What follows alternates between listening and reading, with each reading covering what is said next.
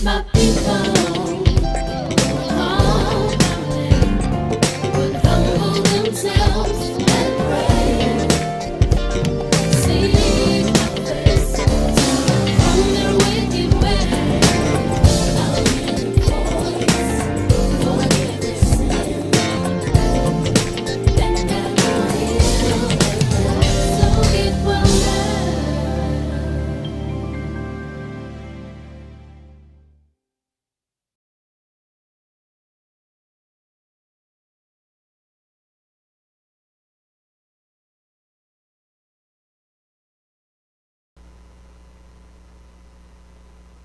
Well, good morning and welcome to FPC's 2021 Financial Seminar. Today you are in for a great treat. We have First Financial Bank here. They partnered with us to help you be better in your finances, home buying, investing, etc. But first, before we do that, we're going to bring up the apostle of prayer, the angel of this house, to pray us in and talk to us about goal setting, Pastor James Jackson.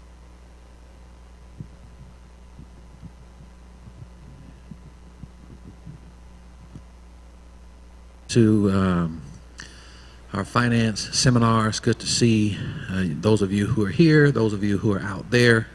And what I'd like for y'all to do before we get started here is to share this. If you go to the Fervent Prayer Facebook page, Fervent Prayer Church, if you look for that on Facebook in the search field, you're going to find it. And I'm going to write here, Finance Seminar 2021, and I'm going to post it on my personal page.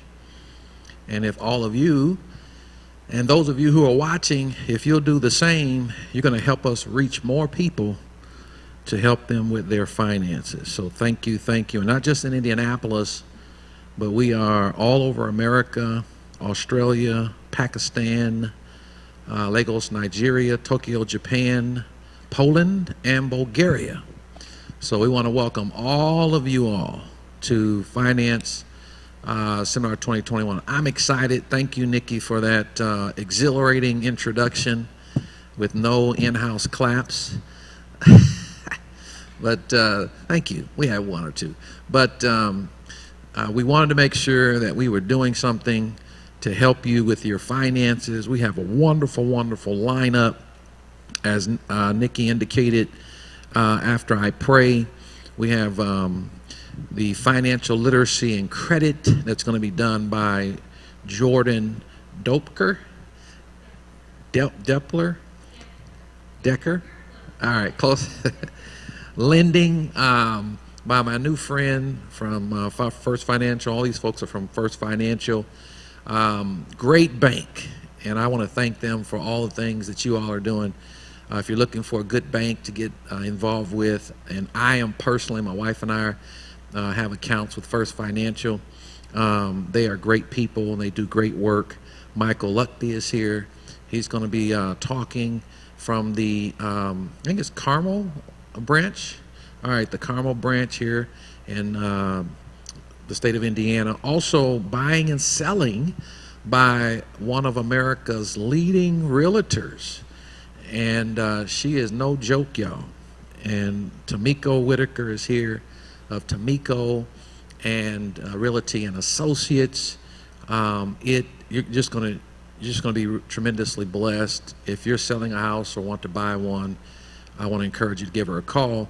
And then last up, certainly not least, Women in Business. Lindsay Van Paris is going to be sharing with us on this morning. So tell everybody that you know, lift up, click likes, click hearts, click smiley faces. Every time you click a like, every time you click a smiley face, when you do that, there are algorithms built into Facebook and social media to alert other people about what we're doing. And what a great way to wake up this morning.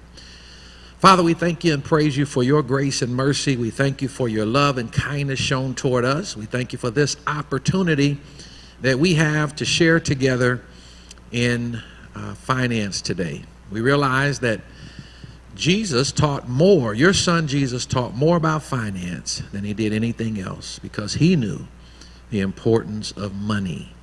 And we pray, Father God, that you would help us with our money, and those who are trying to restart, and those who want to be prepared, more prepared financially, become financially independent, and not just wealthy, but God, we just want to make sure that our finances are in order. And there's so many things that you have provided for us through the minds of men and women.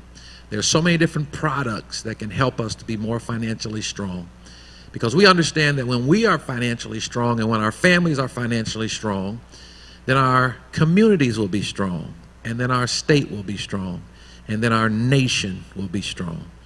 And your word says that it is your will, because we are your beloved. 3 John 2, you said that we prosper and be in health, even as our soul prospers. And we give you praise. Amen. Well, my part in this, aside doing the prayer, I am successful, and I've been very, very blessed by God. And God wants us to be successful. And I'm not just successful, I am very successful. And since we're in a finance seminar, I'm saying that because I think that when you are trying to be successful, or if you want to maintain your success, you want to listen to people who are successful. The Bible says, follow those who through faith and patience inherit the promise. So then if I'm talking to you about how to get a car, and then when I leave I ask you for a ride, there's a problem, unless my car is in the shop. But when you are successful, you can get an Uber, you can get a Lyft. But if you don't have money, you can't get a Lyft, you can't get an Uber, you can't get a bus ride. Every mode of transportation in America costs money. Even if you're going to buy a bike, no matter where you get it from, if you get it legally, it's going to cost you some money. So money is important. And money has been important since the beginning of time. And we can use the Bible to help guide us and to help us navigate through issues of money. In fact, and this is not my main verse of scripture that I'll be talking from, but in fact, you might remember the men who were given the talents. And I'm not talking about the talent that you have to play basketball or football or something like that. But they were given talents that represent money, or the medium of exchange at that time. And so the individual who gave out the talents, he gave one person 5, he gave another one 2, and then he gave another one 1. And then, as the story goes, he left, and the one who had 5 invested his. They had a stock market, as it were, at that time. When you read it from more contemporary renderings of the Bible, they had a kind of stock market, or they called it the markets. And so the one who had 5, Cheryl, took it and invested it, and he gained 10. And then the one who had 2, he took it and he invested it, and then he had 5. And then the one who had the 1 took his, and he put it in a mason jar and stuck it between his mattress. Well, at that time they didn't have mason jars, but he took it and buried it in a hole. So when the man comes back to call the accounts, to reconcile the accounts, the one who had the 5 and had multiplied it to 10, he gave account, and the man who owned all of the talents said, "That's good, you did a good job." The one who had 5, "That's great, you did a good job." And then the other who had the 1, he said, "I was afraid to invest in the markets because I didn't want to lose what I had, because I know that you are a shrewd man, and when you were to come back, you would want what you gave me." And he called him a wicked servant, and took away the 1 and gave it to the one who had the 10. So in looking at that from a biblical perspective, to extrapolate from the text principles for finance and success, when God gives you something, don't be afraid to invest it. don't be afraid to invest it. The most successful people who have ever lived in the world were not afraid to take a risk and invest their money. Some people say, I'm scared. I don't want to invest my money. I want to give my money to the bank. You hear a lot of people saying that. I don't want to invest in this, or say they're skeptical about all that. But I want to encourage you, if you don't prepare now, you're going to pay dearly later. So in Genesis 24, I want to cover 5 things, and hopefully someone's keeping time. And make sure that I'm not over mine. How much time did I have? 30? I only need about 15 or 20. All right, that's a good amount of time. I want to talk about 5 things. Praying and planning for success. Praying and planning for success. I believe in the power of prayer. And Genesis 24, 10 through 22, 5 things. Number 1, prayer is very important if you're going to be successful. Planning is very important if you're going to be successful. Proceeding with the plan that you have is very important. Proceeding with the plan that you have is very important. And then there's process, and then finally the received or the expected promise. There in Genesis 24, which is the first book of Moses, beginning verse 10, it says, Then he loaded 10 of Abraham's camels with all kinds of expensive gifts from his master. And he traveled to distant Aram Naharaim. There he went to the town where Abraham's brother Nahor had settled. He made the camels kneel beside a well just outside the town. It was evening, and the women were coming out to draw water. Verse 12, O Lord, God of my masters, Abraham, he prayed, please give me success. Now this is the New Living Translation, which is a contemporary rendering of the King James Version of the Bible. I love the King James Version. I think you should have a parallel version in American vernacular that you can really understand, so you don't get bored with it. So here in the Bible, in the very first book of the law, the first 5 books of the Bible are called the law. But here in this text, Abraham's servant is saying or praying, please give me success today and show unfailing love to my master Abraham. That's the first step, to pray for success. Now, if you're not a person of faith or you don't believe in prayer, we could extend this to say, Pastor Hobson, that we think about success. Because some people may not be into prayer, but prayer is on your mind and you're thinking, you're saying something. So I at least want to get you thinking about being successful. Because a lot of people don't think about or pray about success. And here we see it in the Word of God. When I was 11 years old, my Uncle J.W. lived in Ohio at the time, and my father took us over to his house. And I'm 11 years old, and I went into his library. He had a lot of books. And he had a book in there called Think and Grow Rich Through Persuasion. And I was a reader even at that age. And I found that book interesting, and I took it home with me. And he's gone on to be with the Lord, and I don't think he ever knew that I took that book. And maybe he did, but it was already somewhat worn. But I took that book and I read it, and I still have it today.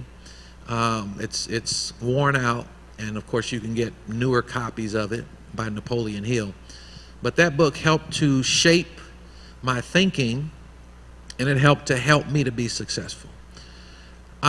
So even back then, reading that book and looking at all the principles of success, they are still the same. And since this is a financial seminar that is promoted by the church, we say number one is to pray about success based on what we see here in the Word. Eleazar, who was Abraham's servant, says, "Please give me success today and show unfailing love to my master Abraham." Now, he was looking for a wife for Isaac, and he wanted success in looking for a wife. But success principles are the same, because maybe you're looking to have a good retirement, or maybe you're looking to buy a home, or maybe you're looking to save money to go to school, or maybe you're looking for money to do a remodel or anything, or you're looking to have good credit. So whatever you're looking for, we preface the whole thing with, "Please give me success today and show unfailing love to my master Abraham." This is the prayer part of it. And I remember when we were building this church, when we got out here in 1999, and there was a farmhouse out front with a detached garage, over 100 years old, not much development out here, and God blessed us with this land out here. And we were asking God, Vanessa, to help us build. And the bank that I went to at that time said, "Well, you all have only been around 3 years, come back in 10. And I said, "Well, that's a long time from now, and I'm looking to be successful with this." And I prayed and asked God, "Give us success." And so we went to another bank, and we leveraged the land out here, which we had paid cash for. And I said, "Well, how much will you loan us? And we'll work with that." And from that, look at what the Lord has done. The same banker called me about 10 years later. And I had gone downtown to see that banker, and called me 10 years later and said, "Can we help you?" And I said, "Sure, come to my office. Let's talk about it." And we met in what's now the boutique up front, and they refinanced the whole loan. And she said, "Is there anything else I could do for you?" I said, "Sure. We need $25,000 to buy the land next door to us." And she said, "We'll help you." So that prayer that I saw in the Bible, and my thinking about and wanting to be successful, and then planning to be successful, that's the next part of it. So prayer without planning is not going to help you proceed into what you want, because there's a lot of people that pray about things that then don't have a plan in order to bring that thing into fruition. So here it says in verse 13, "See, I am standing here beside this spring, and the young women of the town are coming out to draw water. This is my request." Still praying here. But then you see some planning going on. "I will ask one of them," this is the plan, "please give me a drink from your jug. If she says yes, have a drink. And I will water your camels too. Let her be the one you have selected as Isaac's wife. This is how I will know that you have shown unfailing love to my master."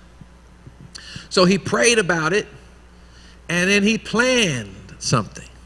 You see that? So I write down my goals every January, Pastor Hobson. I write them down. And I start spiritual. I have spiritual plans. And then I have for my family. And then I have for my children. And then I have for my finance. And then I have for my fitness. You know, one of my goals is to ride my bike. I got into cycling last year, and I want to cycle 2,000 miles this year. And if you don't plan it, if you don't write it, you probably will not do it. All right?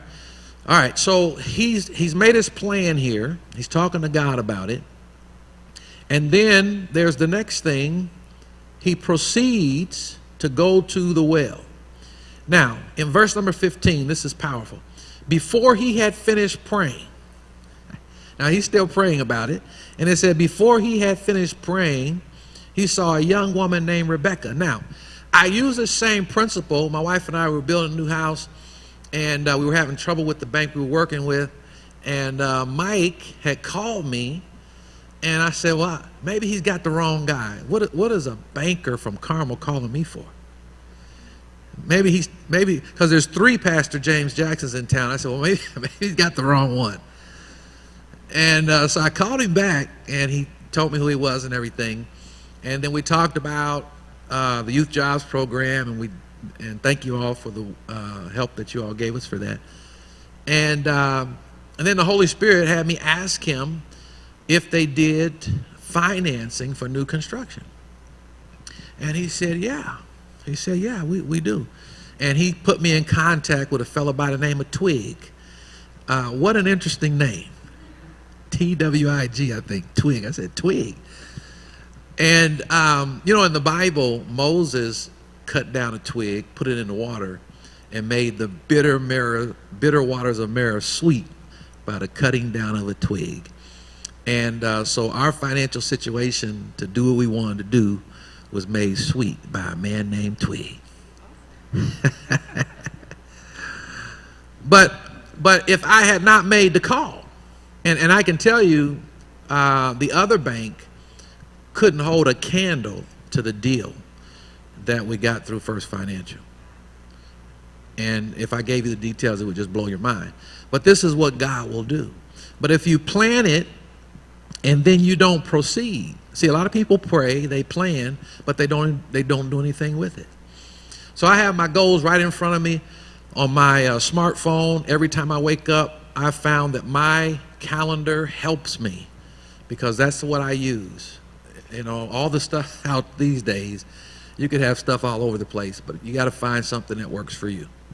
So you have your plans in front of you, and then you proceed to move toward it. So if you're going to go to school, and I'm not telling you anything that I'm not involved in myself. I'm in my 2nd year of a doctoral program at IWU in transformational leadership. So in 2023, I will graduate with a doctorate in transformational leadership. So, but I had to make the phone call. I had to put the application in, and it's proceeding toward what you planned and prayed about. You got to do that. All right? How much time I got left? 5? 7 minutes? Thank you. That's plenty. In preacher's minutes, 7 minutes is 35 minutes. Those of you who go to church know that, right? Preacher's minute, but I understand broadcast minutes too. In broadcasting 7 minutes is actually 6.30. All right, so in verse 16, Rebekah was very beautiful and old enough to be married, but she was still a virgin. She went down to the spring, filled her jug, and came up again. Running over to her, the servant said, please give me a little drink of water from your jug. In verse number 18, yes, my lord, she answered, have a drink. And she quickly lowered her jug from her shoulder and gave him a drink. Verse 19, when she had given him a drink, she said, I'll draw water for your camels too, until they have had enough to drink. So she quickly emptied her jug into the watering trough and ran back to the well to draw water for all his camels.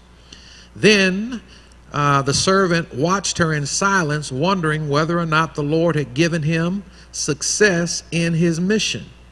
Verse 22, then at last, when the camels had finished drinking, he took out a gold ring for her nose. So those of you who wear nose rings, don't feel bad because nose rings are not new. Interesting. He took out a gold ring for her nose and 2 large, look at that, large gold bracelets for her. Doesn't that make you feel rich right there? Doesn't that make you feel? In a finance seminar, you want to talk about stuff like that. It's, gold, and gold bracelets for her wrist. So we went from the praying to the planning to the proceeding. You know how you see how the mood lifted when we started talking about gold right there? Because unless you're in the cryptocurrency with Ethereum and Bitcoin, then with our regular currency, we're dealing with the gold. I think is that still how we work it? I guess they'll tell everybody. The dollar is not worth as much as it used to be, but I think gold is still the standard. So What do we see here in conclusion? And thank you for the time clock. It makes a big difference. We prayed about it. We planned it. We proceeded. The other part is the process. Don't get weary with the process. Who was it that came up with compound interest? Isaac Newton? Who was it? It was. Yeah, I learned that from your mother. Isaac Newton, she's a mathematics whiz, but he came up with the principle of compound interest, and it's still really, really good today.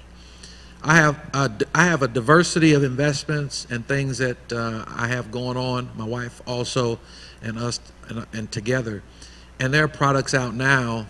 Everybody should be able to save money. Let me say this in closing, and Clifford, I'd like to see a change in this.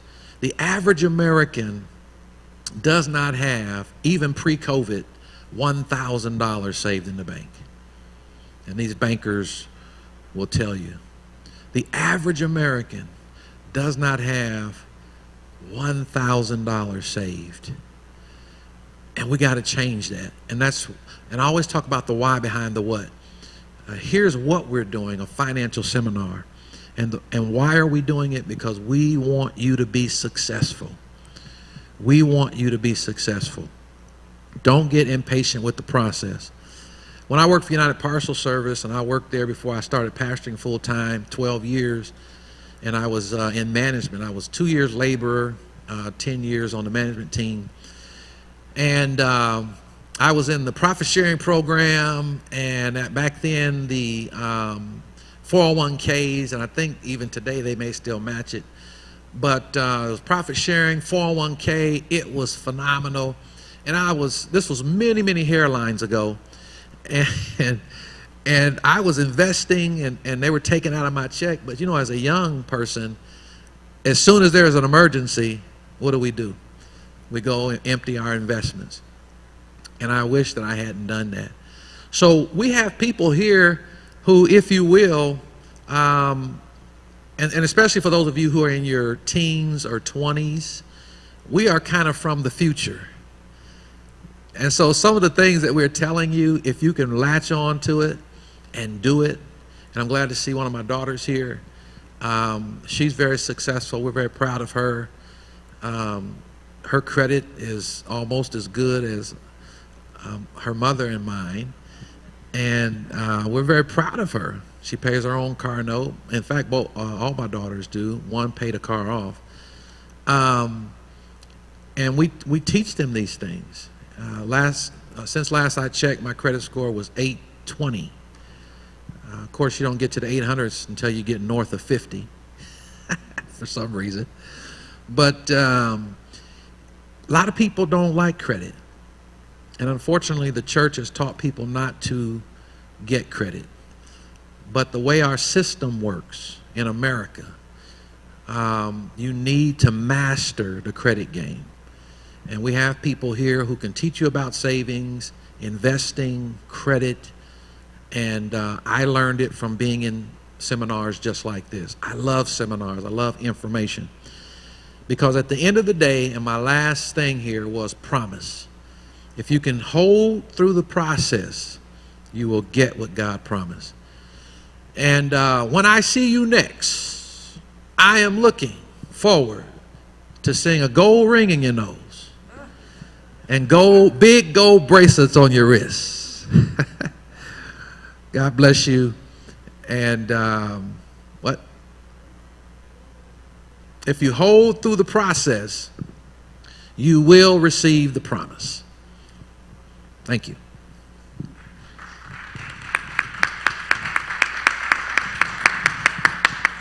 Thank you so much, Pastor Jackson. That really helped me out a lot.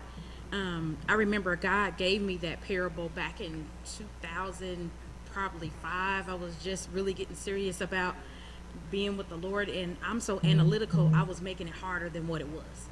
And so 50,000 years ago, 50,000 years later today, then he says it again, and now the light bulb's on, even though I'm cold. But anyway, moving along, this is absolutely wonderful. We are going to bring up First Financial Bank, are partners with our seminar this year. And the first speaker that we're going to have, she's going to talk about financial planning. So welcome to the stage, Lindsay Van Paris.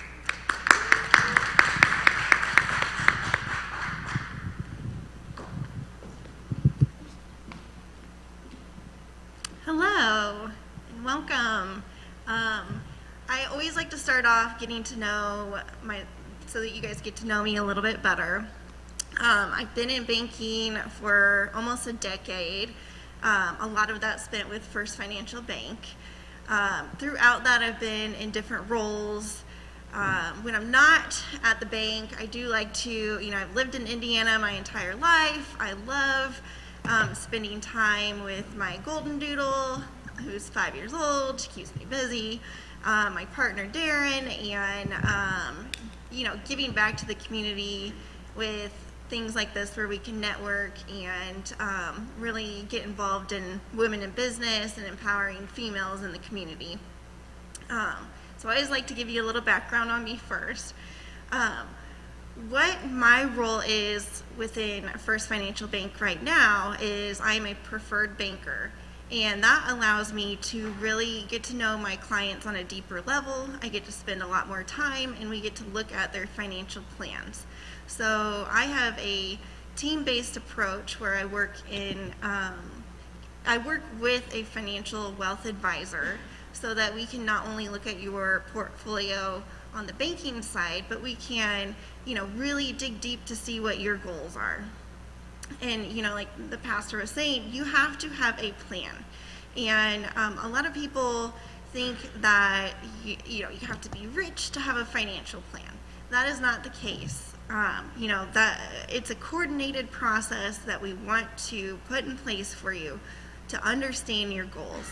So there's 7 steps that I typically go through first with a client to really get to know them.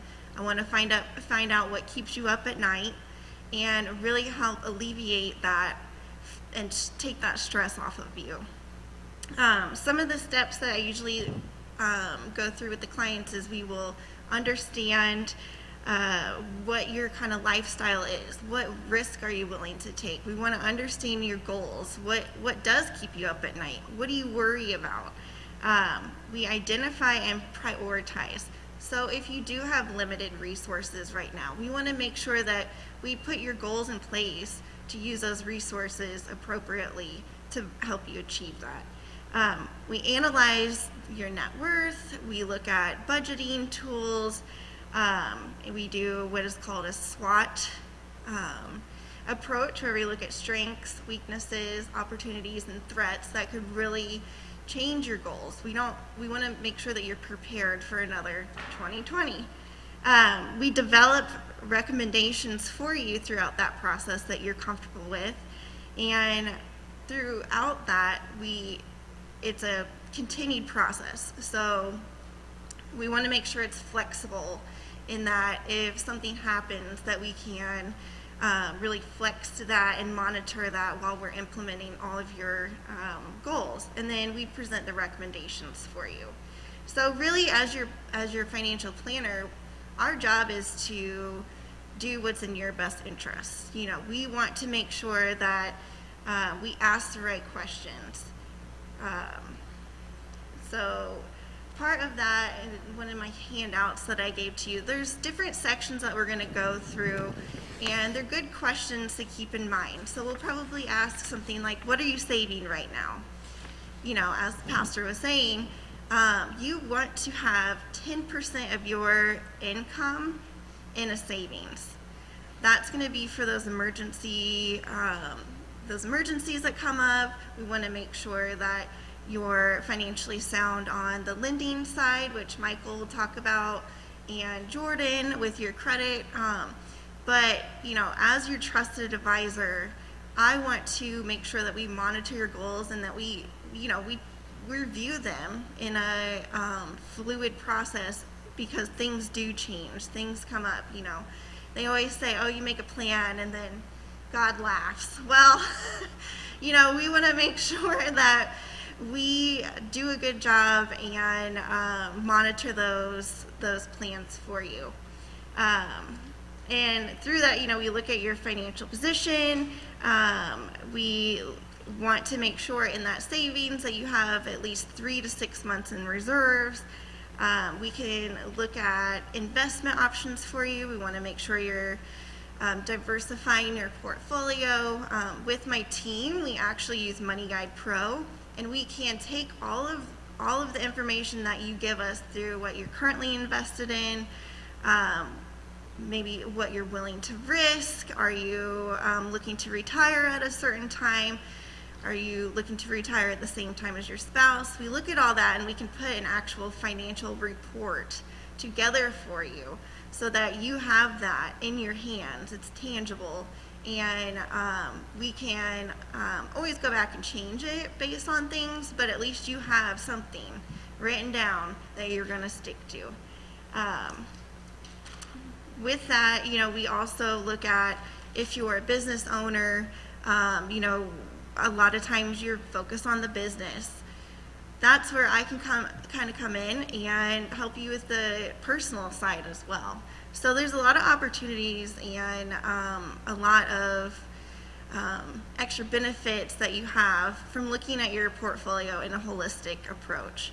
I love what I do. I enjoy spending time with my clients and really helping them achieve their goals. That really resonates with me, and I always want to make sure that we do the right thing by you. That kind of leads up to, and that's part of, with financial planning, I bring in my team, like Jordan and Michael, to kind of go over the, if your credit score is not there, some of the lending needs, because we'll look at that as part of the process as well.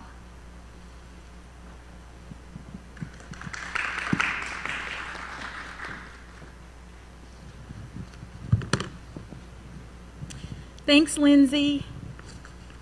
So next, from First Financial Bank, we will bring up Ms. Jordan, who's going to talk to us about credit and keeping our credit straight. Thank you.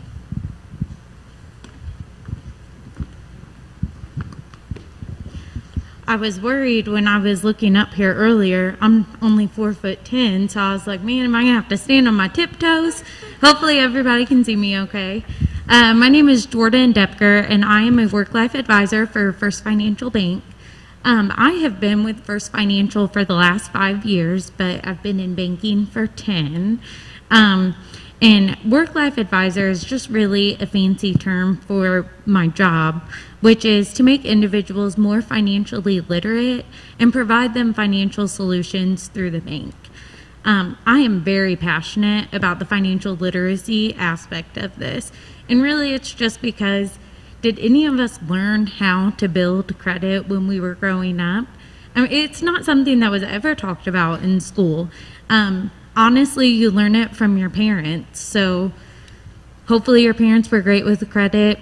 Maybe they weren't. And so you learn those bad habits. And then we get into our early 20s and we're getting all of these credit card offers. Everybody wants to give you a credit card.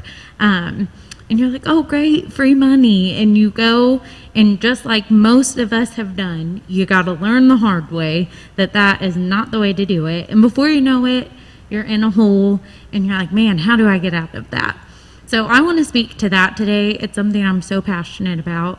And also young people who maybe haven't had the best example from their parents. How do you build credit? What steps do you need to take? So that's what I'm going to talk about today. And some of it will be very basic, stuff you already know. Some of it is going to be completely new. So the first thing I want to talk about, why is credit good? Pastor Jackson was just saying, credit is just part of the game. There are going to be purchases you need to make in your life that you don't just have cash on hand for. Buying a home, buying a car, those are things you have to be able to pay for over time. So credit can be useful in emergencies. It is convenient and safer than carrying large amounts of cash. I know some people are like, well, I'll just hide it under the mattress. This is a much safer way of doing it. And it also can affect your ability to obtain a job, buy or rent a house, or obtain insurance. That's not something a lot of people know. There are certain jobs that you will apply for, and they will look at your credit and determine your character based off of that. Which fair or unfair, that's just part of it. So credit is important to have. Buying or renting a home, you've got to have a roof over your head. So credit is important. Good credit just means that you are able to make your loan payments on time and to repay the money that you owe. Having a good credit record will also be easier to borrow money in the future. I think that this is important to talk about because in our day-to-day life, we might not think about that credit score. But what happens when your car breaks down and you need to buy a new one?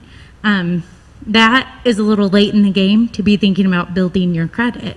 So it's important to start thinking about it now, maybe while you don't need it, so that when that day comes, you'll already have good credit established. There are different kinds of credit cards that you will see offered to you. Most credit cards are unsecured, so that means you do not have to provide collateral, so no money, in order to get a credit card. Collateral is what you promise to give the bank if you do not repay a loan. So for an auto loan, your collateral is going to be your car. You might want to consider a secured credit card if you have no credit history. So if you're a young individual, maybe you don't have credit yet, or you have had credit problems in the past. To get a secured credit card, you generally need to pledge a bank savings account as collateral. So the way that secured credit cards work, and First Financial does offer them, you just give the bank a set amount of money. Usually the minimum is $300, $500, but you give the bank that money and they put it in a savings account for you. They place a hold on those funds, but then they give you a credit card with that limit. You use it every month, just like a regular credit card, and that's able to build up your credit so that you can eventually close out that credit card, get your money back. You never are out any money. They really just place that hold on your funds in case, you charge off the credit card and then never make a payment, which we're not going to do. So hopefully you will get the money back. You can close out the card and then apply for a regular credit card. Your credit limit is based off of usually your credit history and the amount of money that you're making each month. So if you're approved for credit, the lender that issues the credit card will set a credit limit. This is the maximum amount of credit they will allow you to borrow.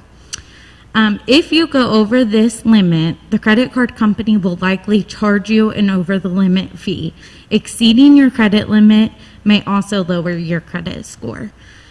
So it's really important if you do get that credit card, don't max it out. We'd like to say, try and not even go over about 50% of the limit. Lenders really like to see that you do use credit, but that you don't rely on it. You're not having to max that out month after month. Paying your balance is also very important. If you pay your balance in full, it shows creditors that while you may use credit, you don't rely on it. A good rule to follow is never make a purchase on your credit card that you would not normally be able to buy with cash. So ideas that I like to give people, I'm gonna take my mask off, guys. Whew, it's hot up here. So some of the good ideas to follow are making purchases like gas, groceries, or your monthly utility bills. These are bills you're gonna be paying each month, no matter what.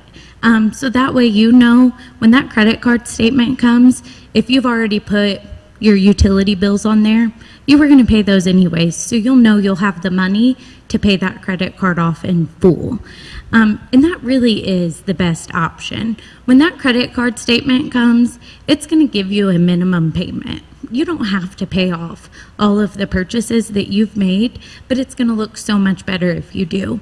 And the reason is creditors are going to see that they have lent you this money and that when you used it, you were able to pay it all back. month after month after month. That is going to show good character in their eyes, and they're going to want to lend you money.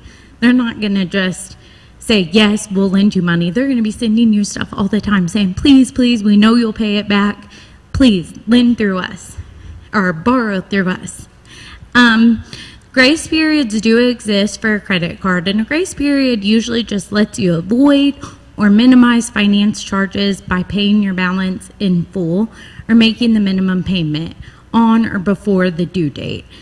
So there is a grace period if you forget to pay, but when you are 30 days late on the credit card, that's when it's going to go on your credit report. And even if it doesn't go on your credit report, they're still going to report that you paid it late. So even if it's not the whole 30 days, they'll still say, well, they made their payment, but it was late. So credit reports. Your credit report is a record of how you have paid your debts. Remember, debts are bills or money that you owe. A credit report tells creditors a couple of things. So it tells them who you are. It tells them how much debt you have, including how many accounts you have, how long you have had them, and how much of your credit limit is used. So they're going to be able to see all of the money that you borrow, how often you pay that back, if you pay it back on time. Whether there is negative information about you in public records, so collections, bankruptcies, judgments, and how many inquiries are listed on the credit report. So how often you are asking to borrow money. So if you are an individual sitting at home right now and you're like, oh, that's all great, my credit report is really bad, you are not at all a lost cause. And I think that's really important to say. No matter how terrible you might think your situation is right now, today is a day you can turn it all around. You are never too far gone that you can't turn it around. So if you know that you have a negative credit report, first of all, I think that some people are like, man, I know that's bad. I don't even want to look at it. I don't need that negativity in my life. I'm just not going to check it. That's not the way to do it. You've got to check that credit report. And there are a lot of websites that you can check it for free. You are actually entitled to one free copy of your credit report every 12 months from each of the 3 nationwide credit reporting companies. So there's Equifax, TransUnion, and Experian. Yes, thank you, Michael. So you are entitled to a free credit report. You can check that for free, and I recommend everybody does that. Everyone should know not only what your credit score is, but what's on that report. So determine which, if any, companies are regularly reporting against you and establish payment plans. So a lot of people don't know this. Companies actually have to pay to report against you each month. Some companies, they don't care. They've got the money and they are going to pay every month to ding your credit until you pay them back. Some companies will maybe only report that negative feedback once a year. Your job is to look at that report and see what company is reporting every single month that you owe them money and immediately contact them. Maybe it's a large sum that you owe them and you know there's no way you can pay that back right now. Set up a payment plan. Even just having that payment plan set up is going to get that paid back. And they will often work with you to pay back a smaller amount. Say you owe $2,000, but you know you can't pay that back. They will usually work with you to pay back a smaller amount. And the idea behind that is they would rather get something than nothing at all. So contact those companies, establish payment plans, or pay back what you owe if you're able to. Your credit score will not increase without a combination of negative activity being stopped and positive activity being reported. So that just means that once you've contacted these companies, you've paid back your debts, or you've set up payment plans, that's really great. Your credit score is going to stop going down, but you have to show positive activity to get it to slowly go back up. So what that means is the secured credit card or a credit card, whatever you're eligible for. It will probably be a secured credit card that you will need, but get that secured credit card. Start using it every month and use it the way that we talked about. Charge something that you know you're going to have to pay anyways. Put all your gas and groceries for the month on it. And when you get that statement, pay it off. Do that month after month, and I'm telling you, in a year's time, your credit is going to look a lot different. What do you do if your request for credit is denied? That's something important to talk about. We hope it doesn't happen, but what happens if it is? If your credit is denied, you will receive a denial notice. Sometimes this is called an adverse action notice. You have the right to have the credit card company give you the reason that the credit was denied. This is important for you. Even if you're feeling down at the time because your credit was denied, you want to know that reason so that you can fix that reason. If you are denied credit because of information in your credit report, federal law requires the creditor to give you the name, address, telephone number of the credit reporting agency that supplied the information. And that is important because if you contact the credit reporting agency within 60 days of receiving your denial, you are entitled to a free copy of your credit report. You have a right to dispute any inaccurate information in that credit report, also with the company that furnished the information to the credit reporting agency. So what that means is if you get your credit report and there's something on there that you did not do, it is very unfortunate, but it's oftentimes a family member, they have easy access to your information, or maybe a friend, someone close to you. There could be something on that report that was not yours. You have the ability to dispute those transactions. Yeah. That's okay. Go for it. Uh-huh. So you also have to call the credit bureau as well to tell them that it's not, that you didn't do it? So if you disputed it through your bank, was it like something, did your bank call you and say, hey, there's this transaction on your card? No, okay, so I just got into looking into my credit and everything because I just Oh, okay. graduated from college. Congratulations. Thank you. And when I checked my credit score, there were 2 credit cards on there that I did not open. So then I called the bank and reported it as fraud. Yes. But I didn't know, this just happened last week, so I didn't know if I should also call the credit bureau or Yes. whatever they're called. Yes, and you can even do it online. You can Okay. dispute that, but you want to make sure to let the credit bureaus know that that was not you. And they really do make it simple now. You don't even have to call and wait on the phone. You can dispute that online. And how do I do that? You go to their website. So you go to the Experian website or the TransUnion or the Equifax. It looks Okay. like Michael's got some information. Okay, thank you. Yes, so you could go directly to their website and dispute that, and you should. Okay. Because if you didn't do those, get them off there, girl. Yeah. I have a question. Yeah. As far as disputes Uh-huh. are concerned, is that something that lenders, when you're buying a house, is that something that they do not like to see, or it's okay?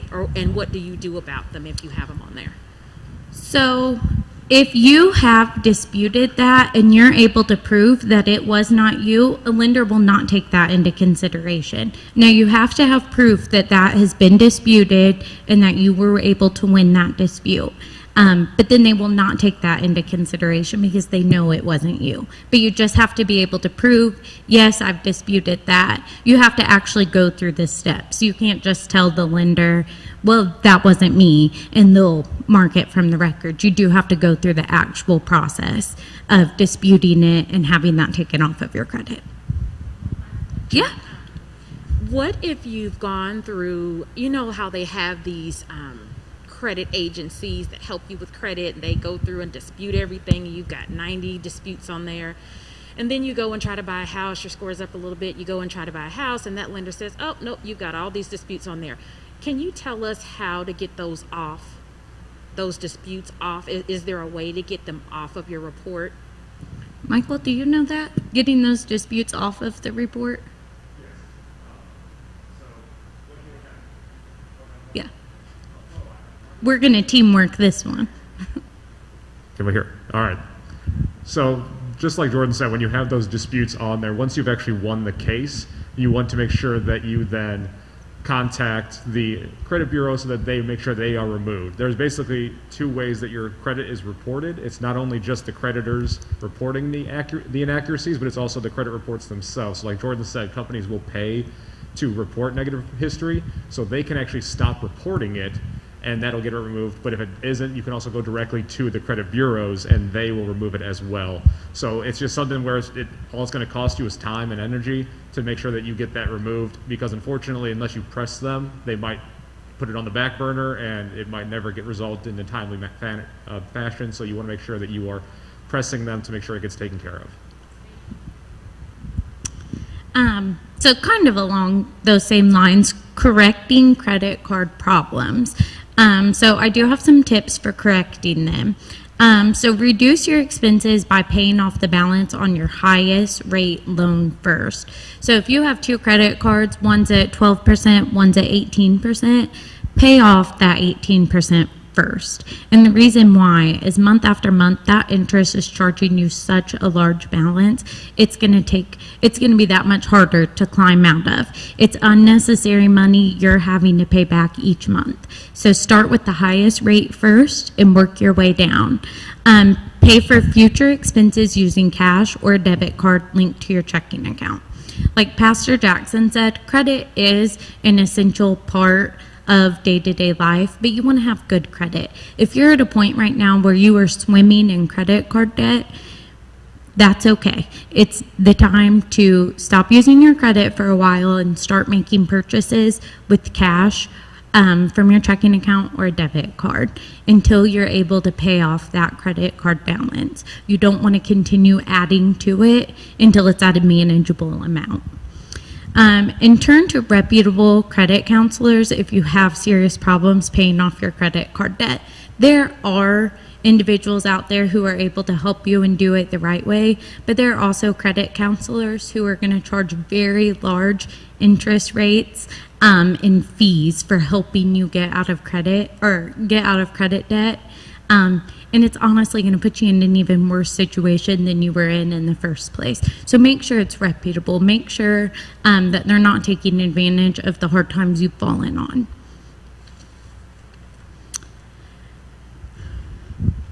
And my last one is use bankruptcy only as a last resort. Sometimes I understand that bankruptcy is the last resort and the only resort. I don't want you to feel like if that's something you've had to turn to or that you're going to need to turn to, that that's the end of the road for you. It's a hard road to climb back out of. It can be done though. Like I was just saying at the beginning, there is no situation that you are in that you cannot come back from. It might take some hard work and some time, but you can. So that's all that I have for today. And I truly hope that this was valuable, and I appreciate the time so much. Thank you, guys. Thank you so much. Thank you so much. If you have questions, put them on the screen like Pastor Jackson said, and you can email me at administrator@fpcindy.com. administrator@fpcindy.com, and I will make sure that I link you up with the guys at First Financial Bank. They're happy to set an appointment and answer all of your questions. Up next, we have FPC's own Tamiko Whitaker of Tamiko Whitaker Realty LLC. Am I saying it right? Associates LLC. So she's going to come and talk to us about buying and selling, especially in the pandemic. Things are a little bit different, and Tamiko sells houses while she's sleeping. And so you want to tune into what she has to say. Tamiko, come on up. Thank you so much for the opportunity to come and share all the excitement in the midst of the pandemic, what we're dealing with the housing market. So this is a challenging time for some. However, I think as believers, we have to learn how to maximize our faith in the midst of challenges. And so with the housing market, What we do have in our favor is that interest rates are still low right now, and it's still a seller's market. So for buyers, interest rate is low, which means you can get more home for your money. Less payments, that's a great thing, right? For the sellers, it's great because we don't have enough houses available for our buyers who are looking. So it's a win-win for both. So whether you're looking to sell, you're looking to purchase, it's a really good time. So what I want to do briefly is just talk with you a little bit about home buying and home selling. I think the first thing you have to really connect in with is to find out where you are emotionally, especially for first-time homeowners. It's not just, okay, I want to buy a home. Let's look into seeing where am I emotionally and mentally, because it is a process. And you want the process to be as stress-free as possible, but that's kind of unheard of in the housing market. And the reason is because there's so many things that you can't really predict, so many things that are totally out of your control. So if you're already in a bad emotional or a challenging emotional place or mental place, it may not be the best time to take on something so large as purchasing a home. And that's why it's important to have a good realtor, because a good realtor is going to sit down with you and do more than find out what you're pre-approved for and put you into a home. They're going to be more vested in who you are personally, where you are mentally, emotionally, to make sure that you're not getting yourself into a position that's going to be not good. So mentally, emotionally, financially, where are you there? We need to make sure that you're in a place to where your income that you're bringing in, you're in a place of stability. Now, we all know that nothing is absolutely guaranteed. We know that from day to day things can change. But what you do want to look at when you're looking to purchase a home is right now where I am I stable? Is my income consistent? What is my disposable assets or income? What do I have that I can actually put out? You know, we don't want you to be house poor, meaning we don't want you to get into a position that you're so excited about getting a house that you can't do anything else but pay your house note. There's still life after you actually purchase a house, right? So that's important. When you look at the benefits of home ownership, right, you got to look at what are the advantages, and especially for some of my first-time homeowners, and I speak with them because that's like primarily my market. For some reason, that's who I'm drawn to, and I absolutely love it because I have so many people who desire to be homeowners, but they never think that they can actually do it.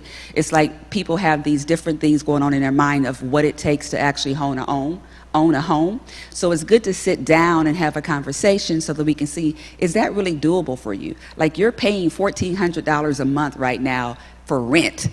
I think you can possibly own a home, right? And so to be able to talk with you through what does that look like? Are you tired of paying rent? Are you fed up with having to have limitations on what you can do? Are you ready to get into a position to where you can actually do whatever you want to do in your house? You can paint whatever color you want to paint. You can do whatever you want to do to your backyard. You know, so are you there? Are you fed up with actually not being able to maximize what you have as far as your finances? If you're there, it may be time to actually consider purchasing a home.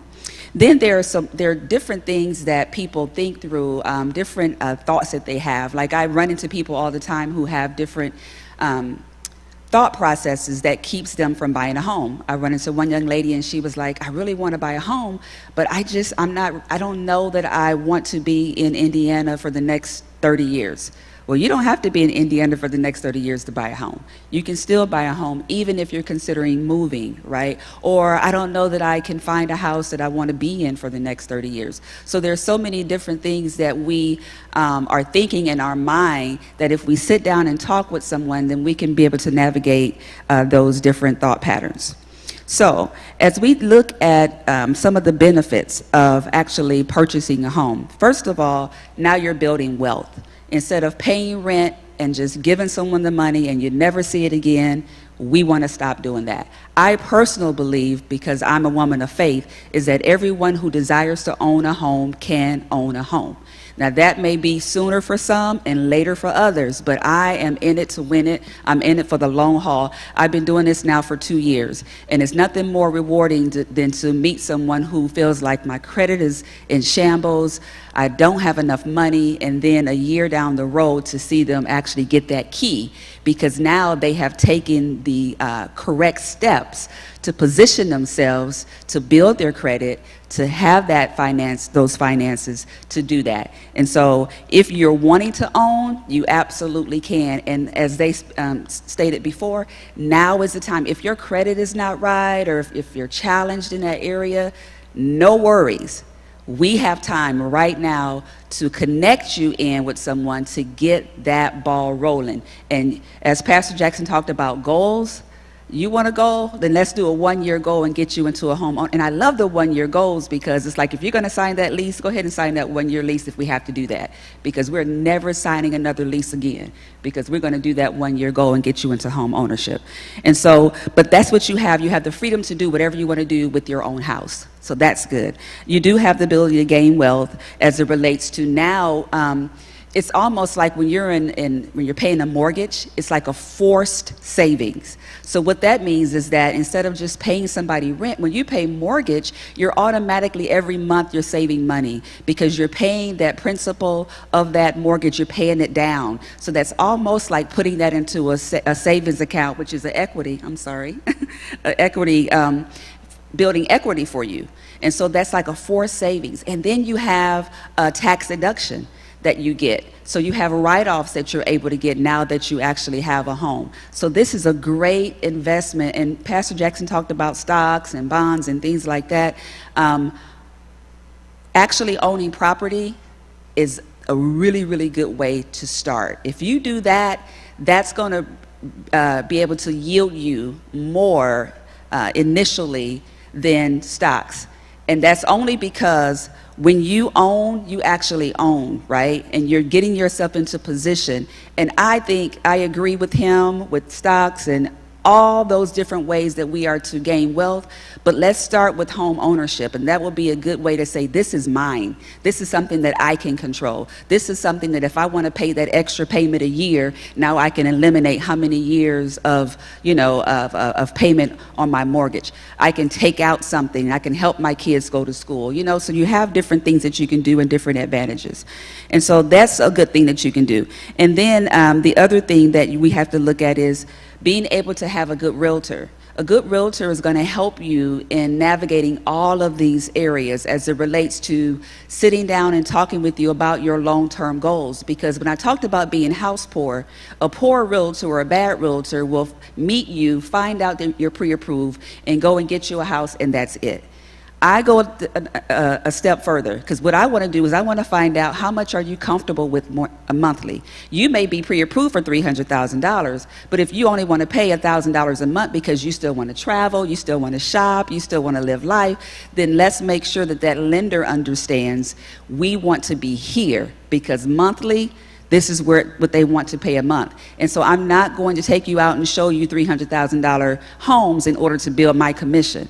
I want us to have a lifelong relationship, and so that's what a realtor would do. A good realtor would do for you is make sure that you're not going to be house poor, because there's life after the closing table. And so the other thing you want to look for in the realtor, you want to make sure that that realtor has experience, that they have communication skills, they have negotiating skills. Because just because a house is on the market for a certain amount, there's different strategies that we can use in order to get you the best for your money. And so you do want to make sure that your agent is really in it to win it for you and want to see you win. When I get to that closing table, I'm just like, when I wake up on a closing day morning, many of you see my posts, guess what day it is? It's closing day. I wake up like I'm actually the client who's purchasing the home, because I know that we've done all we could to make sure that we're getting them the best for that house. So that's what you want to look at. You also want to look at the realtor having your best interests at hand. So next thing I want to do really quickly is I want to cover kind of the steps of home ownership or buying. The first thing you want to do is you want to get pre-approved. If you don't have a lender, then when you connect with your realtor, they should be able to have some people they can refer you to. I don't work just with one lender. I work with several different lenders, because we have people who have different challenges, or they may have different situations. So I will refer you to someone that I think is best seated, or you can bring your own pre-approval, whichever works best. But that's the first thing, because you don't want to go out and try to find a house and then you don't have a pre-approval. Actually, we can't even, I don't even show you if you don't have a pre-approval. But you want to make sure that everything is good to go with that. The next thing we do is we navigate or negotiate an offer on that particular property. Okay, and then there's some strategies that I use to help in aiding in getting you that offer. Nothing is ever guaranteed, but there are some extra steps that I'll take in order to help in doing that. Once we have an offer, then you have to put your earnest money down. So it's like a down payment, right? So normally it's about 1% of whatever the price of that house is. If you're looking to get a $200,000 house, you need $2,000 earnest money. That's like your down payment money to say, I am very serious about this house. And that happens within the first 48 to 36 hours, and that's going to come back to you at the end at closing. So a lot of times people understand, or they'll say, okay, I want to buy a house, but they don't understand the upfront cost. That's why I'm covering this, because you do have that earnest money out of pocket, 1%. Then within the next 5 to 7 days, you have to have an inspection. That's going to let us know how, what is the house really like? Because we can go in and it looks good, and a lot of these homes are, they're refurbished and they, updated and look great, but the inspector is going to go in and find everything wrong with it that they possibly can within their scope. So when you pay for that inspection, normally about $350 to $500, sometimes more, that's another out-of-pocket expense that you have. So you have your earnest money, you have your inspection. After the inspection, then you have appraisal. That's typically about $500, $550 sometimes. So you're pretty much out of your pocket of about $2,000 the first week and a half, 2 weeks, possibly, when you actually put an offer in a house. So that's what I mean about being house poor. Yeah, it's a great thing to own, but we want to make sure that you have enough money to help you along the process to not be stressed out in order to do what you need to do. And then, of course, there's closing costs that the bank would talk with you about, your lender would talk with you about, that you have to bring to closing. There's down payment assistance programs. Everyone's situation is different, and that's what the lender will talk with you about. But as an agent, it's important that I educate you as the buyer as much as possible, so that we don't have that unnecessary stress, or we don't have the surprises that we go, like this morning, I took a client to see a house. She put an offer in, but before she put that offer in, I called that lender this morning on a Saturday morning. I said, this is a house she's looking at, run the numbers. How much will she need for closing costs? And it's an estimate, right? And how much will she need, and how much will her monthly payments be? Now she's comfortable putting that offer in, and I'm comfortable as the agent. And so just wanted to share those things with you as far as the buying process. There's so much more to it, but sit down with the realtor, talk with them about it, and if they're not giving you more information than you want, then you may want to consider having some questions and really asking those questions. Now, as it relates to a seller's market, it is a seller's market. If you are thinking about, pondering on selling your home, now is a really good time to do that, because we have more people who are looking because of the interest rate than we do who are actually selling. And so what a realtor would do, or what I would do for you, is make sure that we run the comps to identify how much is the value of your home, so that we can identify how much should we list your home for. And then I'll come in and consult you on staging. I have partners that I partner with. If we need to get anything fixed, we'll have referrals for that. If we need to stage, we'll do that. Whatever we can do to put your house at top value, so that you can walk away with all that equity that we talked about in your home, so that you can have a good investment strategy there as it relates to pulling that back out of your house. And so it's a great time to sell. It's a great time to buy. And if you have any questions, the floor is open. Tamiko, can you tell us, when is there a time that you should stage, shouldn't stage, and is there a certain amount of money that you should spend staging that home? Yeah, really good question. I just literally listed a home which is like walking distance from here, right? And so when I first listed it and talked with the clients about it, I'm like, yeah, we're going to stage it, because I love staging personally. I love doing that. But then, when you think about it, when the value is under $200,000, it's just not going to last that long. So, we put the house on the market yesterday. We got 7 offers between yesterday at noon and now. So in that situation, the home is beautiful. It's empty, but all the flooring is it's redone and updated, and the paint and the appliances. And so to stage that would have been lovely.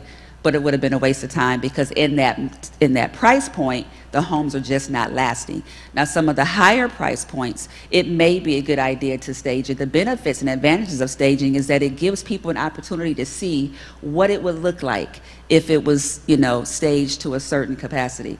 It also gives them an opportunity to kind of see if their items are in the home, how much space would they have. There's a way that we live in the home, and there's a way that we sell the home. And with HGTV, people want to go in and they want to see that. They want to be able to see and envision themselves just taking their suitcase and moving in. That's one of the advantages of staging. Staging can be very expensive.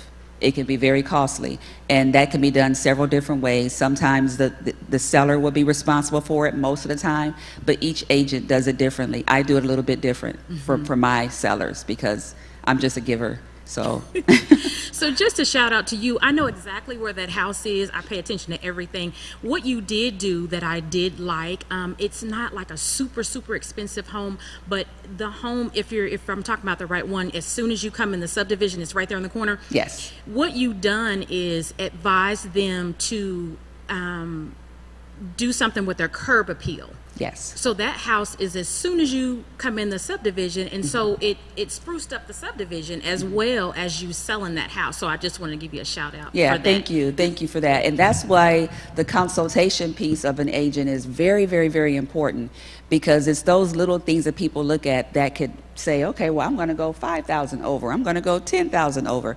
And so it just, that's very important, which is going to then give you more money as the selling client. Okay, I have a question also.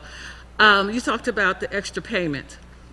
I had a mortgage company that I was using. We recently refinanced, got a great deal, but the bank I'm with now does not allow me to pay biweekly like I was with my with the last mortgage company. So I had that extra payment taken out.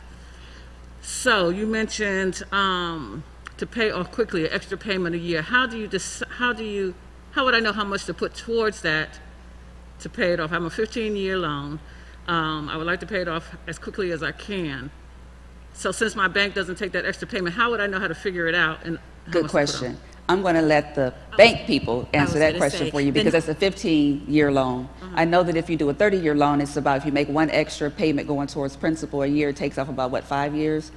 And then what do you think about 15 years, a 15-year mortgage? Because I'm not familiar with that one. Okay, he said that he could calculate that for you to find out exactly what that looks like. But it is very important because it does take off. But make sure when you're doing that, extra one payment a year is going towards principal, and that will absolutely bring down, your actual amount. Yes, ma'am. So I'm looking to buy a home as a first-time home buyer. Can I be your realtor? Never mind, I don't have a answer that. two-part No question. pressure. I have a two-part question. Okay. So first, is it better to, because I've been looking at, it's a lot of new construction homes going, and I really want one of those. And I did go and talk to Davis Homes, and I applied for their thing. They couldn't pull my credit, luckily, so they just ran some basic numbers, and I kind of didn't like it. But I didn't know if it's better to look at new construction as a first-time home buyer, or should you look at pre-existing homes? That's my first part. Okay, question. very, very good question. Her question was, should she go into, as a first-time homeowner, new construction or existing? First of all, make sure that you contact a realtor that you trust when you go to a new construction, whether you call them, whether you show up, because you want a realtor to be able to help you navigate even new construction, because they're going to help you to be able to navigate through all of that stuff, because it's quite a process, right? And if you don't contact an agent first and they have the agent's name, then they're not going to let you bring an agent on later. So there's value to that, and we'll talk more about that later, or if we need to. However, to answer your question, there are perks and benefits to new construction, right? Right now, I know for sure, like Arbor, like they're doing like 6%, or not 6%, but a 600 credit score if you use their preferred lender and you go into new construction, right? However, what you have to look at is how much is it going to cost you to get that new home? In my personal experiences, and I've built 2 homes and I've had existing homes, I feel like personally you get more value when you go into existing, because prices are so overflated when you go into a new home. And when you go into a new home, you have a base price for that home, and then everything else is an upgrade. So you may go in thinking, I'm going to do a $220,000 home. Well, by the time you go in and you're feeling good and you're at that design center and you're like, I really want this kind of flooring, or I really want this. Next thing you know, you're well over where you want to be. And I've seen people do that often, be well over where they wanted to be initially with the new home purchase. So existing, you already know what the taxes are. You don't have any surprises catching you off guard, because with the new construction, they still have to determine what the taxes are going to be. They're guesstimating right about now, but that's going to absolutely cause your payment to go up later once they assess those taxes. That's something you want to make sure you think about. But existing, you already know what the taxes are, and that's a lot better situation for a first-time homeowner, for me, in my opinion. And then my other question is I was going for like a pre-approval, and I actually did reach out to First Financial. They were very nice, but I backed out because I got scared of what they would say.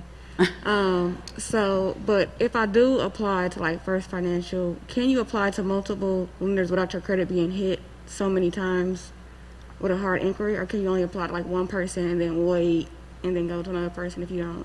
Yeah, I think it is smart to shop around. However, you need to shop around within a certain time frame, and you don't need to shop around abroad. And that's where, someone will be able to help you in that situation, right? Because you may have one actual lender who may offer you this rate based upon your credit score or this program. And you may have someone like Fairway who does a down payment assistance program, but you have to have a certain debt to income ratio. So there's so many different factors in every situation that you have to, kind of talk to each of them. But I wouldn't personally do too much too fast with too many people.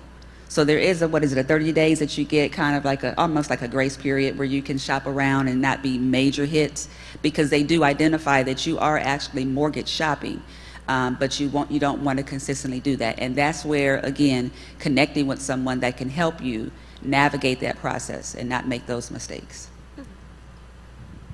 Any other questions? And then some realtors may know of different programs that fit your situation, as it relates to having different lender options as well. It's not really a question. Well, it is kind of. My question is like, if someone was interested in becoming a realtor, like, what do you suggest, or like, what schools did you go to, or anything like that you think would be like beneficial? Absolutely. Good question. It's a good time to be a realtor, but I will tell you, it's a lot of competition out here, right? Because everybody's kind of wanting to be a realtor all of a sudden, but it's great because it's a great career path. I went through Tucker School, and with Tucker, you don't necessarily have to be a part of Tucker in order to go to the Tucker School. So I can really just speak to that school. It was great. I went through everything. I passed everything the first time. I thought the teaching was phenomenal. I mean, it was great for me. But even after you go through Tucker School, then you can affiliate with any different brokerage that you like. But I would love to just share some information with you that kind of help you along that. But I know that the pre-licensing course is $599. And then, of course, there's going to be expenses after that to actually take your state exam and then to affiliate with a particular brokerage. It can be costly because you have MIBOR fees, So, yeah, you can pay quite a bit of money to become an agent, but once you're in it and you're experienced and you're running, then it's absolutely going to pay off for you. And I just want to add too, I'm a broker as well, and I also went to school at Tucker. I hate to say it, I'm not at Tucker anymore. I have my own brokerage, but hands down, Tucker is the best when it comes to training. I know you do too, feel this way too, Tamiko.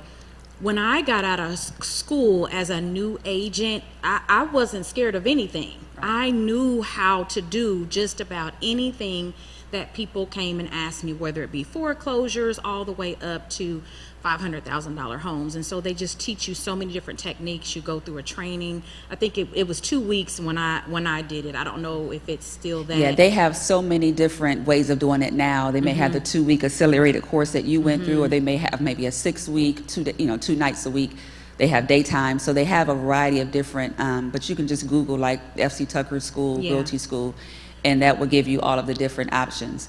And what I would say if you do decide to do that is when you connect with a brokerage, make sure that you're connecting with the brokerage that's going to have some really dynamic training for you. Because over the 2 years that I've been a real estate agent, I've seen so many people come out excited, fired up, but they don't have the tools, they don't have the partnership, they don't have the accountability, and they don't have the savings. You need to have at least 6 months minimum saved up. Because when I came out, and everybody's situation is different, but I didn't sell a house for 4 months. So 4 months I sold nothing. I'm like, oh my God, did I make a mistake? So that was no income, because it's 100% commission. Sometimes you win, sometimes you don't. So make sure you have enough money saved up so that you're not out there just really being, because if you're stressed out, your client can tell that you're stressed out, and you're not gonna do them any good. And you're stressed out because you gotta make money, and then that puts you in a position to make bad choices, and we don't wanna do that. So make sure that you have enough money saved up so that you can be able to weather that entry period and then get through. Because well, once you start, it's great. Yeah, it is. You have to put the work in. You got to put the work in. And I did it, and I still do it. I do it full time. I'm not saying that you cannot be a realtor part time, but if you really want to make the money out of it that you want to make out of it, you have to do it full time. Especially now, because you have clients that if somebody was probably calling me when I was talking with you guys, but if they call and they can't see a house in the next 2 hours and that house is gone, they're firing you. So you have to be available. You have to be able to, it just helps to be a full-time agent. Okay, my question is about the timeline of contacting an agent. So if I know that I want to be buying a house within the next year, what's an appropriate time to reach out to an agent to get us connected and have a relationship? Really good question. Yeah. What I recommend is immediately. Okay. When you decide that I'll be a homeowner by the end of the year, reach out to that agent now. Because what that's going to do is, agent would sit down with you, find out about you, your situation, and if it's anything that we need to start working on right now, you have a whole year to do it, or you have 9 months to do it. I would still connect you with a lender right now, because I don't have access to your information. That's not my area, but they do. They can tell you, oh, you're good to go right now, this is what's going to take, or they can say, I need you to work on these particular things in order to get you ready. So it's all about that coaching and accountability throughout the year. Okay, and then with an agent, and maybe even just you in particular, because I like you. What's the financial burden of having an agent? What does that look like? Is it over a course of time? Is it a flat rate? How does that work? Yes, as a buyer, you don't pay anything. We get paid by the seller. So if you're looking for a home, you pay me nothing at all. Now, Tucker does have a little $225 transaction fee, but for the most part, I eat that. I take care of that. So other than that, you guys don't pay anything. Whenever a seller is selling a home, they'll have a 6% or sometimes 7% that they have allocated to pay me 3% and pay who's ever selling their home 3% or 3.5%. That's where it comes from. But buyers should never pay anything to buy a house other than what you need to do with the lender. You're welcome. I just had a quick question, Yes, sir. piggybacking off of her question. So I heard what you said about buying a house, but what if you're in the process of wanting to sell a house and buy a house? What do you suggest as far as the timeline for that? Realtors love people like you. I love you already. No, so what happens is we'll still go through the same process, come in, do a market analysis, identify what the comps are in your area, consult you on the value of your home, like what we could possibly sell it for, right? What you need to do to get it sell ready and all that kind of stuff. So what we'll try to do is we'll make sure that we put you in a situation to where you're not going to be homeless. So we'll get you pre-approved at the same time. So while we're selling, we're buying, we're looking, and we're trying to put you in a position to where you can be able to sell your house, but have an agreement with the people who are coming in that you are not going to be able to close until you find suitable housing. That way it's a smooth transition to be able to do that.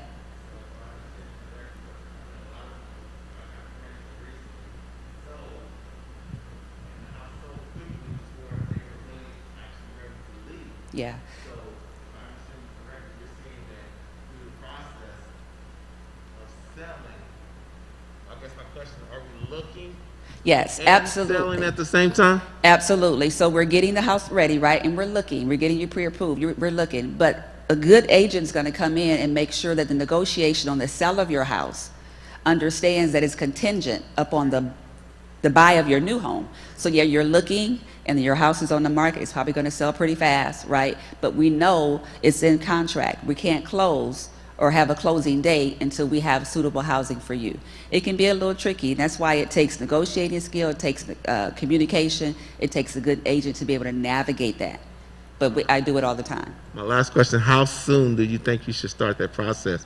If that's something. Today. As soon as the thing to do is to have a conversation. Yeah. And then out of the conversation, it will determine where you are with the sale of your house, as well as where you are with being pre-approved. Because we don't want to sell your house before you're ready to buy.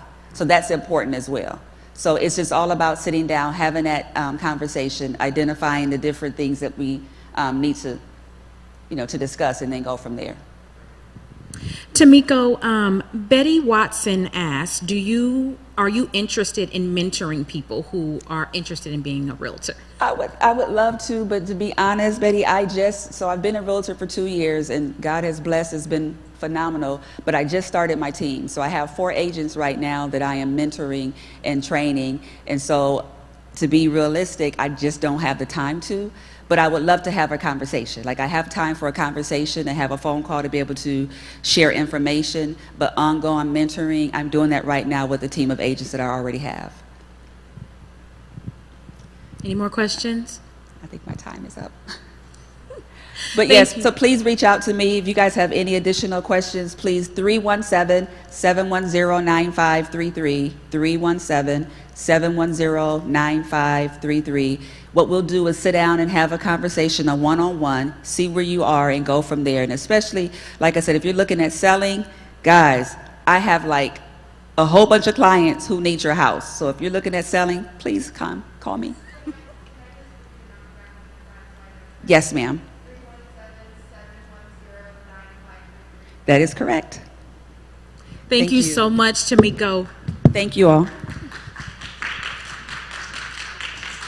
Great information. Again, you can contact Tamiko personally, or you can send an email here at administrator@fpcindy.com, and we'll make sure that she gets that information.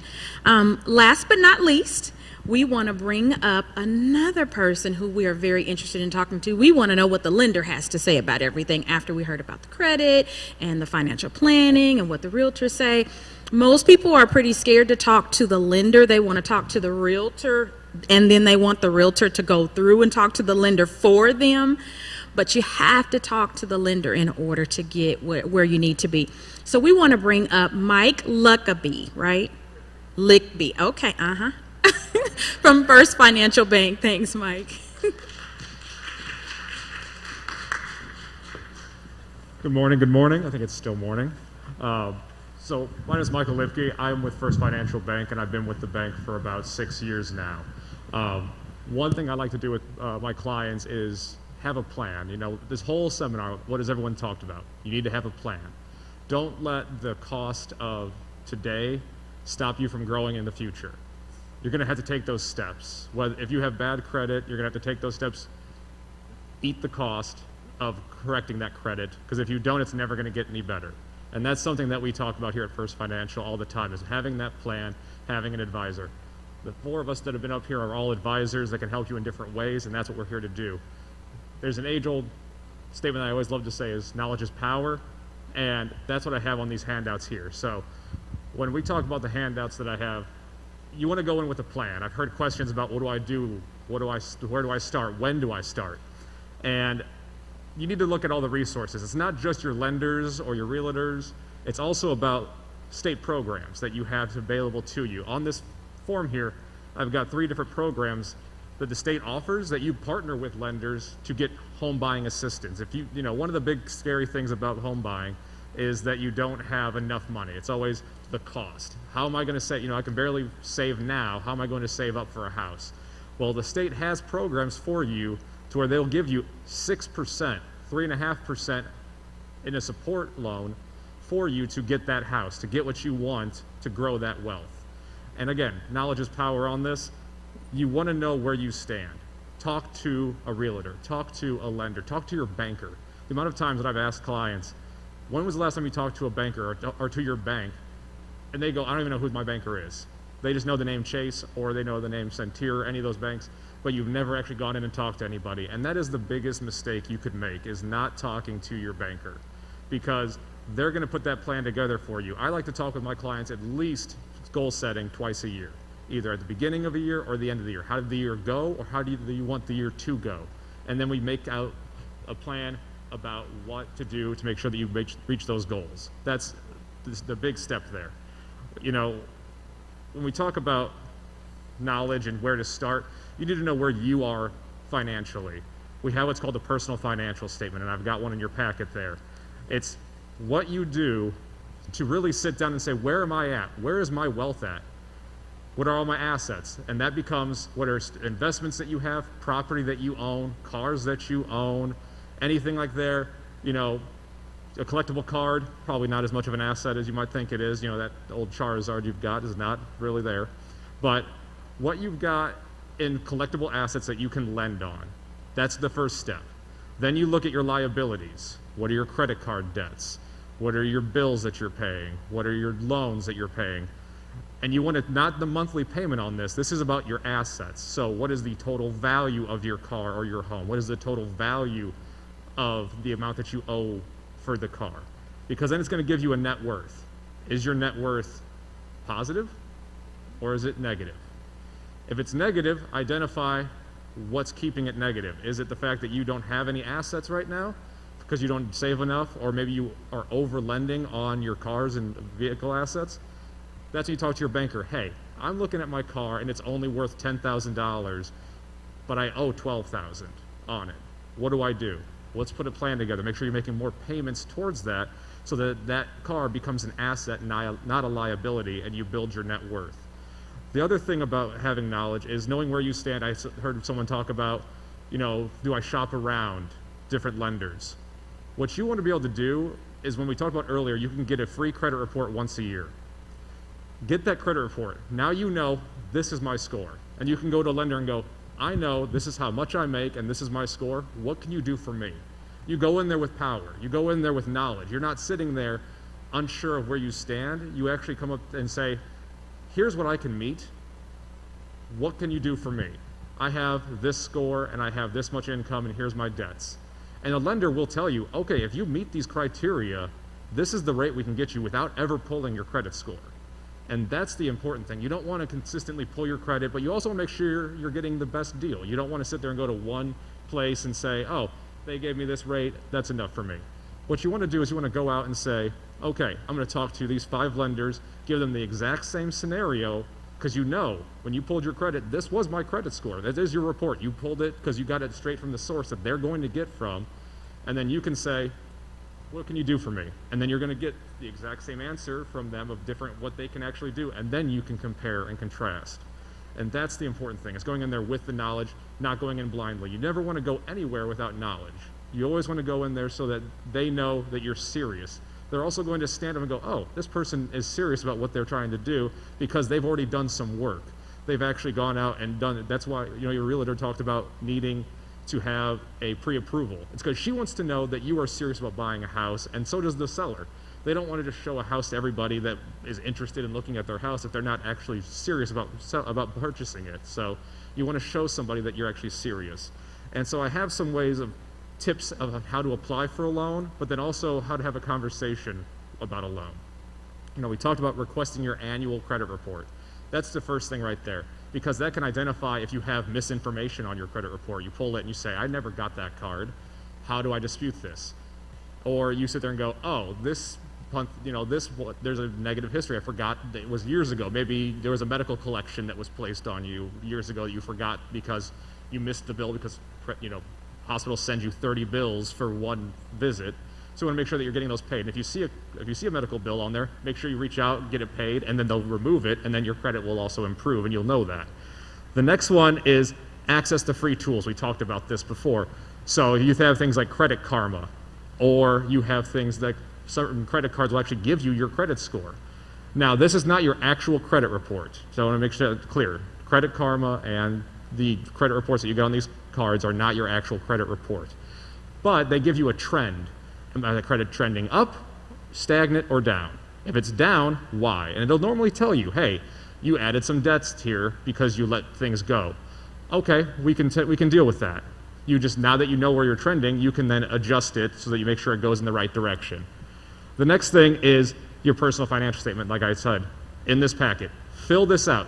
For some, it's going to be great. You're going to go, wow, look at my net worth already. I've got great assets. I've got low liabilities. This is a great start. I'm in a good place. For others, it's going to be a little more painful. There might be a negative number on there. But the point is, you need to do it.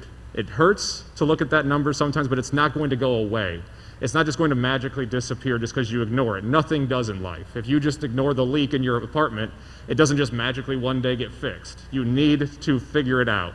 And you need to get in the experts to help you with that leak in your finances. It's the same exact thing. You want to make sure that you talk to partners, you talk to your bankers, you talk to your realtors, so that you have a plan, because you're already busy with your own life. You have stresses that you're going through on a daily basis. You have all these things going on that are already in your head. The last thing you need to do is to add to that emotional strain. You know, Tomiko's talked about that emotional, where you are at emotionally. You want to make sure that you take some of that stress off. That's what our jobs are. Our jobs are to take that mental stress of finance away so that we can deal with it. We can help you and make things clear. Hey, your credit score is a little low. We have options that you can build your credit so that it helps you when you go to buy that house. You now have a stronger credit, which is going to get a better rate, which is going to grow further. It's just a step-by-step process that you need to go through so that you know that at the end of this tunnel is going to be the light, and that you're going to have a much brighter future that you can set not only for yourselves, but your family. You can set up a better future for your grandkids when they come around, and you sit there and go, look what I've built. And then you can teach them all the tricks of the trade, because you know now. And then you can introduce them to your partners and say, this person helped me get to where I am financially, they'll help you out. And it's just that constant network that you want to build, because that is what will just grow your wealth, not only for you, but your family. And you want to make sure that you're asking those questions. When I talk about, letting lenders pull your credit, you do not want to do this to a lot of lenders. You want to have that free credit report in hand and those tools to track your credit so that you know where you stand. A creditor, we have a matrix. We can sit there and go, if you've got this score and you've got this income, this is what we can give you. And then it's just your job to meet the requirements that you put in front of us. If you say you've got a 700 credit score and we pull your credit and it's 700, what I just told you is not going to change. Now, if we pulled it and it's 680, things are going to change. And so you want to make sure that you are in that knowledge so that you're not shocked. And if they pull the credit and they say, hey, you had actually dropped, then you can say, what happened? And you can have that conversation with your lender and go line by line on your credit report. What happened? What is on there? What is it showing you that is different from what I have in my hand? And there might be some differences on there that you want to dispute, or you might say, I forgot about that. I need to change that. And I need to make sure that that's not something that gets away from me. Because the longer you put it off, the worse it's going to get. It's not going to be something that, again, goes away. You want to make sure that you are attacking it head on so that it's the worst that your financial situation can get is today, not down the road. And so that you start improving today. That's what you want to do with this. Making a plan. The biggest thing I can tell you is go talk to a banker. Just go reach out to whoever you trust and say, I want to sit down and make an appointment with you to talk about my finances. Where am I at? And we can even pull it as simple as a budget. Most people these days don't make a budget. You don't know what's coming in or going out, and you'll be shocked when you start looking at it in detail and you go, that's why I'm not saving. I'm spending too much here, or I'm not saving enough here. And there's ways like, I can easily, stop going out to eat, or you can reduce the amount of usage of like water or electricity in your house. Just be more mindful about where your expenses are going so that you can make sure that you have a little bit to save at the end of the day. And we have programs that are able to do that for you. With your budgeting, making sure that you understand how to calculate debt to income. This is the one thing that I see people have no idea how to do it. And it's frustrating because whenever you go, because a lot of people apply online. They're afraid to talk to a lender, so what do? The comfort of their home, they apply online, and then they get an adverse notice that says you were declined because of too much debt. And you go, that's weird, I save up money, why am I getting denied for having too much debt? You probably didn't calculate your income correctly. What a lot of people will do is they'll see their check, multiply it by 2, that's your monthly income. And it's not, by a long shot. You've actually just discounted yourself quite a bit of money. What you want to do is you take your payment before taxes and everything is taken out, you multiply it by 26 if you get paid bi-weekly, or 52 if you get paid weekly, then divide that by 12, and that is your actual income. per month. And if you do that income, you see the difference, you're going to be like, wow, no wonder that they denied me. I just cut myself out of $800 a month because of this poor calculation. And when you do an online application, I don't see it. I'm not going to be the one that sits there and goes, you know what? This doesn't make sense. All their bills are paid. Why is their income so low? I don't get to see it because when you go through online, it's an automated process. And if they see that number and your debt to income is at 55, the system goes, don't even worry about it, Mike. Don't even look at this one. It's bad. Just forget it. And then it gets lost in our system. And if I don't get an alert, I can't help you. And you're just a victim of technology, unfortunately. So talk to a banker. Calculate your income. Check your income. If it doesn't make sense when you make that number and you go, I know, like if you sit there and say, oh, I only make $2,000 a month, but then you're like, well, my rent is $1,000. There's no way that that's right. You have to go through all of that and kind of go through those calculations. Most lenders want to see around a 43% debt to income, which means when you take all of your monthly payments, and this is credit payments, so this isn't your utility bills and everything else. This is all of your credit cards, your bill, all of your loans, minimum payments. So your credit cards shouldn't hurt you that much on the debt to income, but big expenses, like if you have a term loan, or if you've got a car loan, or you got a mortgage, or your rent, those are the big ones. They are going to get taken out. And unfortunately, if you live with someone, we have to take the entire rent payment for you. It can't be cut in half because you are liable for the entire amount. So you have to be aware of that when you go in with the roommates that, can I afford this by myself? And if not, lenders are going to have to work with you on that. But you'd be shocked at how different the payment is for a home versus a rental. It is shocking how cheap a home can be comparative to a rental. We're talking if you have with the rates that they are today, a $90,000 home might cost you $600 a month in interest and mortgage. I mean, that is a significant low payment compared to what you see at rent, which is an average of $1,000 these days. It's crazy what rent can be. So building that wealth is what you want to do. You want to have those conversations so that you know, hey, when I talk to this lender, I have a plan together. And they say, okay, you want to buy a home in a year or two. You need active loans. You need an active credit score. You can't just sit there with a zero credit score. You need to have loans, and then we can coach you on how to use credit without costing you anything. Jordan talked about the secured card. If you pay that monthly off every month, you don't charge interest. It's a free way to build your credit without costing you anything. But you need to have that conversation with your banker to know. You talk to Lindsay, once you've built some wealth and she can help you build up savings and why it's important. She can then come in and say, okay, how do we build this further? How do we take that next step? It's not just about the house that you have now. Now it's for the future, because at some point you probably don't want to work. You want to actually enjoy the fruits of your labor. So what do? You talk with Lindsay and you build up that wealth, and then you can say, now I have something to live off of moving forward.